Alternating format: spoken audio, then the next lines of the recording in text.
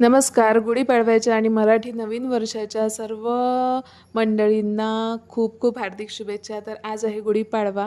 मराठी नवीन वर्षाची सुरुवात आणि 3.5 मुहूर्तांपैकी एक मुहूर्त म्हणजे गुढीपाडवा असतो. अगदी शुभ मुहूर्त असतो. या शुभ कार्यावर शुभ वेळेवर कोणतेही कार्य करणे किंवा कोणतीही खरेदी करणे खूप उत्तम असते. तर म्हटलं चला आपणही थोडी खरेदी करावी.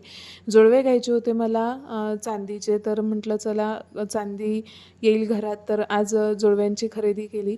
छान जोडवे सिलेक्ट केले, पण चांदीचे भावसुद्धा खूप महागडे झालेले आहे. अगदी एवढे बारीक बारीक जोडवे हे पण 700 रुपयाला आले आणि 700 रुपयाची खरेदी करून छान घरी आलो.